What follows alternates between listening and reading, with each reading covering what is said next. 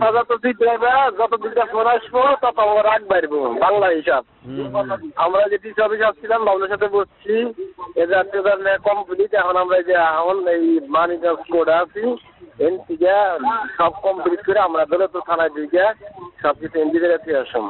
এই কয় মিনিট বলতে এই ঘন্টা আমি সময় থাকতে পারে 1-1.5 ঘন্টা। এই কিছু করলে করতে পারো, না আসলে তোমার ইচ্ছা ভাই। আমি আর তোমার তেল দিতেছি না কিছুই না। না না এনে কি টাকা লাগবো? কত লাগবো? ওইদিকে কইলাম না তোমারে। কত কেমনে লাগবো কও? ওখানে 15,000 টাকা দিও। 15,000 টাকা লাগবো না? হ্যাঁ। মামলা দায়েরের পর আসামি তালিকা থেকে নাম বাদ দিতে এভাবেই চাঁদাবাজি করছেন মানিকগঞ্জের দৌলতপুর উপজেলা যুবদলের সিনিয়র যুগ্ম আহ্বায়ক মোহাম্মদ শাহিন আলমের ছোট ভাই শহীদুল।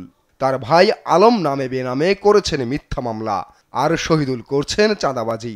এতে নিরীহ শত শত পরিবার এখন দিশেহারা। ছাত্র আন্দোলনের সময় যে সংগ্রাম হয়েছে, সংগ্রামের পরে যে আপনার যে মামলা টামলাগুলো হয়েছে, সেই মামলায় অনেক নিরীহ মানুষকেও এই মামলায় নাম দিয়ে দেওয়া হয়েছে, হয়রানি করা হয়েছে। সেখানে আমার নামটাও এই মামলার মধ্যে তালিকাভুক্ত করে দিয়েছে।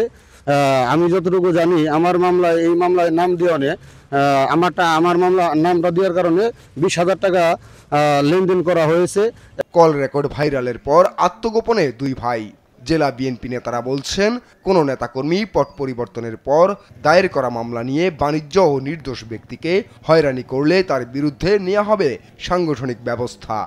আমরা বিএনপির পক্ষ থেকে এটা বলতে চাই যে যারা বিএনপি করেন এই ধরনের অবৈধ প্রস্তাব দিতে পারে না, এবং কেউ যদি দিয়ে থাকে সে যদি বিএনপির কোনো কর্মী হয় তাহলে তাদের বিরুদ্ধে দৃষ্টান্তমূলক ব্যবস্থা গ্রহণ করা হবে। তদন্ত করে যারা সত্যিকারের দোষী শুধু তাদেরই আইনের আওতায় আনা হবে বলে জানিয়েছেন অতিরিক্ত পুলিশ সুপার। যার হলেই যে তাকে গ্রেফতার করতে হবে বিষয়টা এমন না। আমরা তদন্ত করে যার বিরুদ্ধে অভিযোগ প্রমাণিত হয় তাহলে আমরা তার বিরুদ্ধে আইনগত ব্যবস্থা গ্রহণ করব। আর তদন্তে বলা যাবে যে কে জড়িত বা কে জড়িত নয়। হয়তো অনেক ক্ষেত্রে মামলায় নাম ঢুকে গেছে বাট সে ঘটনাস্থলে ছিল না, সেটা আমরা তদন্তের সাপেক্ষে বলতে পারবো।